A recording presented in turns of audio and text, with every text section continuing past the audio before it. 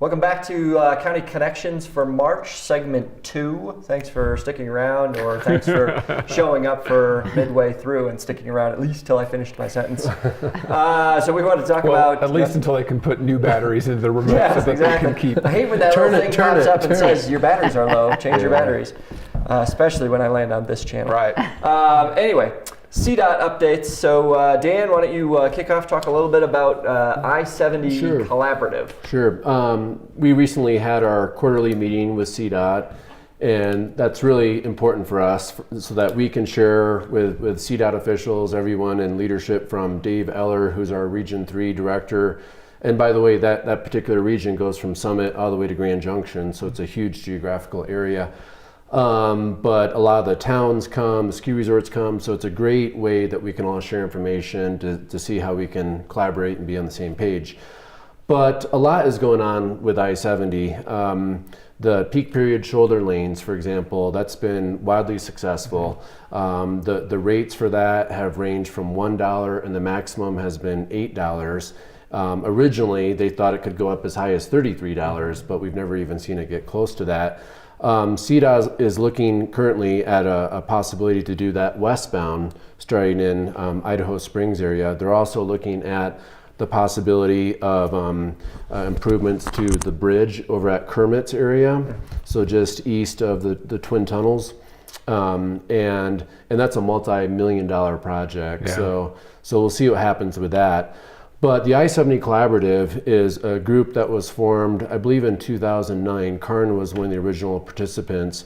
And the charge of that particular group was to try to find a locally preferred alternative for what would happen with the future of I-70. So more or less the blueprint, how you can get communities together, businesses, counties, municipalities, and CDOT and the Federal Highway Administration all on the same page to look at a vision for what everyone thought was important to move forward. Well, the record of decision, that collaboration came together and was signed on June 2011. And part of this record of decision, which is a federal document, is that the I-70 Collaborative will come together at least 2 times or once every 2 years. Well, it's been a few years since we've met, and we're looking at reinvigorating this particular group because there's so many folks that were participants back in 2009 that if you're an elected official, you're just maybe not elected anymore. Town managers, county managers, a lot of them have gone or retired or moved away or whatever.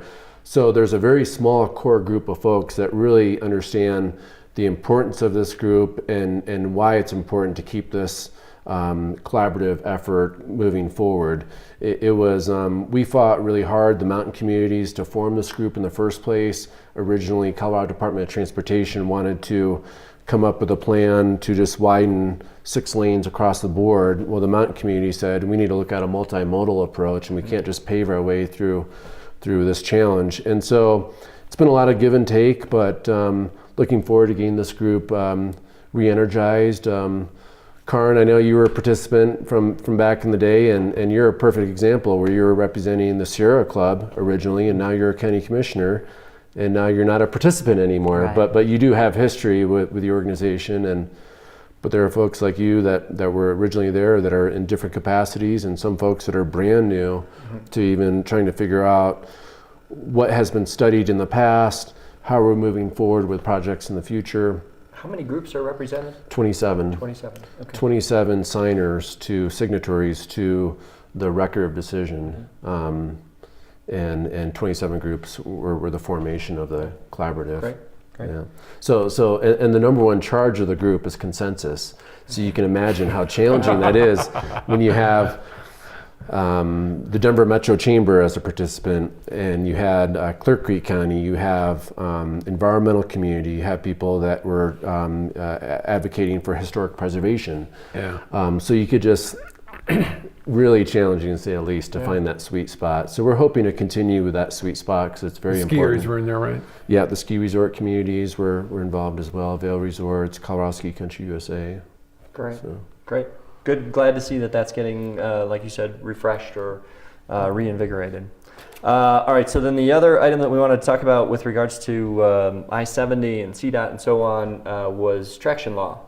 So I know you've been involved in that. Yeah, right now CDOT has what's called Code 15 and 16. State Patrol and CDOT really view that that's kind of confusing. So there's a bill before the state legislature introduced by State Representative Diane Mish-Bush.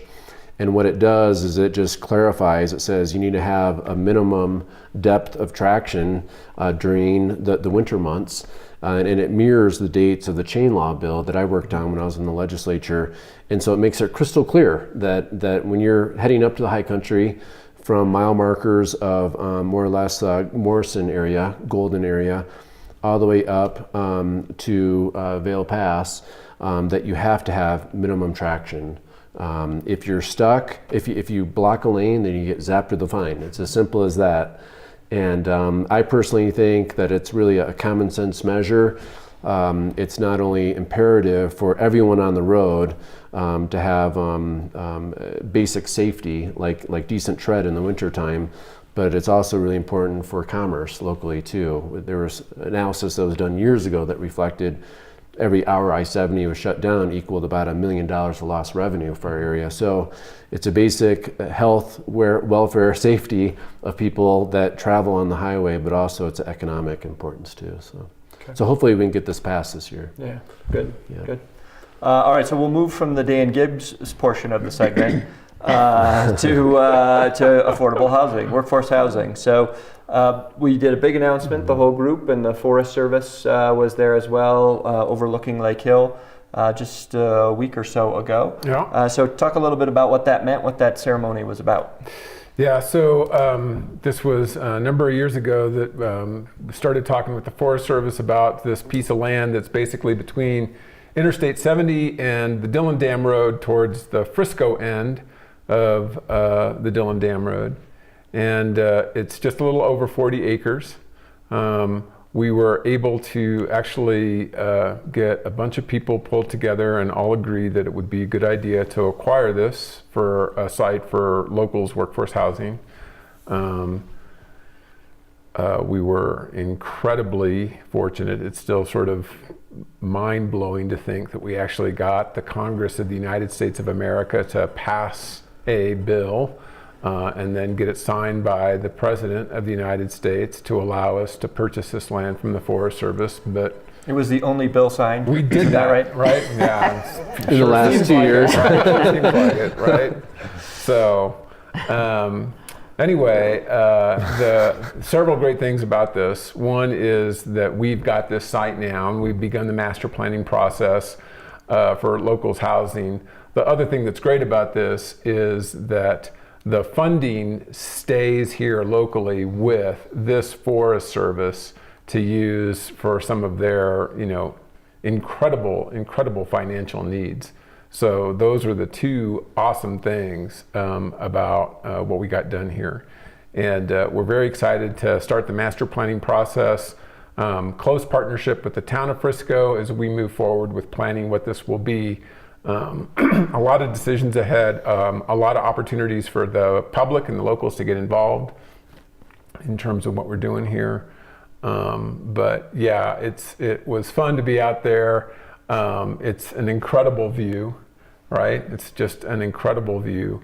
And what we all really enjoyed was the head of the White River Forest saying, when we first started talking about this, my staff said, it'll never happen. You'll never get this done.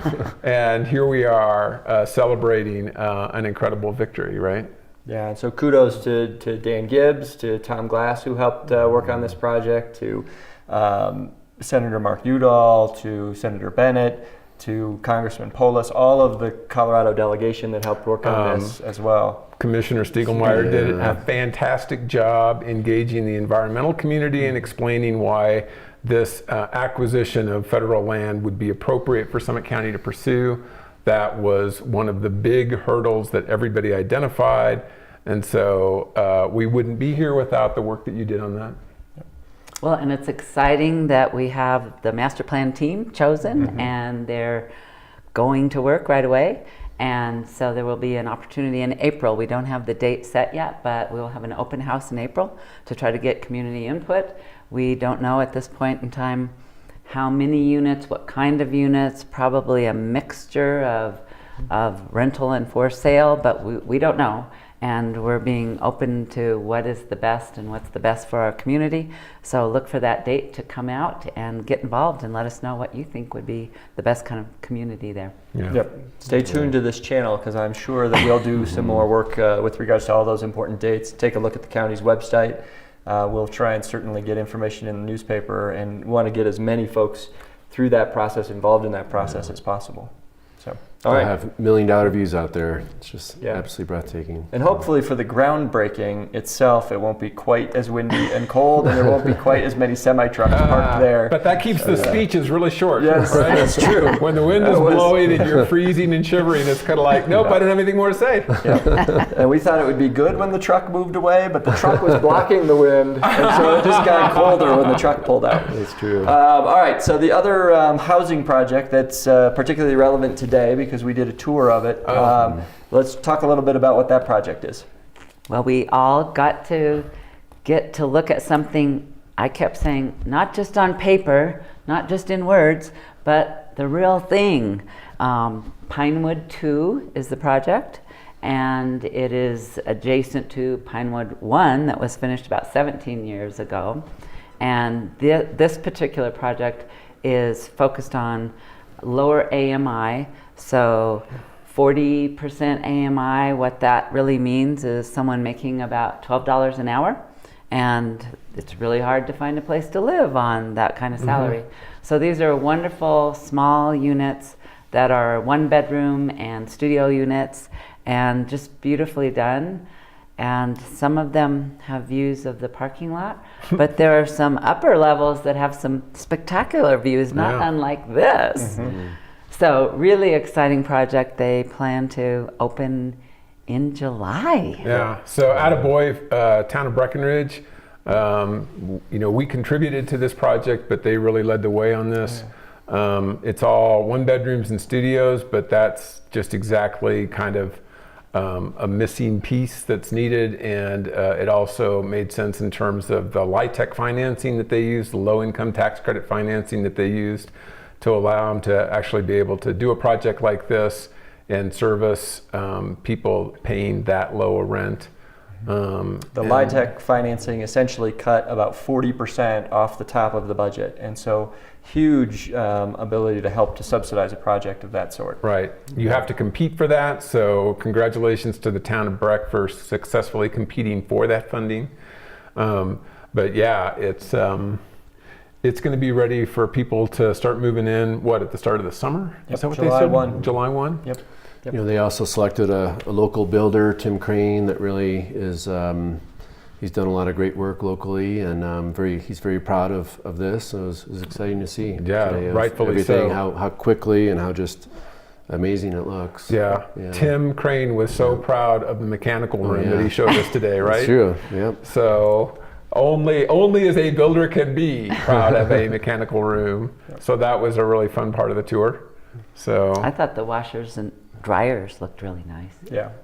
I thought so. So I went on a private tour of the boiler room, mechanical room. Yeah, see, right. And because I was very intrigued, as they were talking about, it's a central plant that provides hot water, and it's all a hot water boiler system for heat within the spaces as well. And the suggestion was that for that entire development of 45 units, they're thinking the utility cost in the mountain community of Breckenridge is going to be about $25,000 over the whole year for the entire development, which is amazing. So, so great design and great execution there. Yeah, so very proud of the town for everything that they are getting accomplished, and we're still making good progress with regards to the partnership we have with them on Huron Landing, which is another price point a little bit further up. Certainly big picture, one of the things that we are trying to do amongst the 4 towns in the county is identify different projects for different price points and get the entire spectrum covered with regards to what the local workforce housing needs are. So, all right, so stay tuned. We'll be back for our final segment in a minute.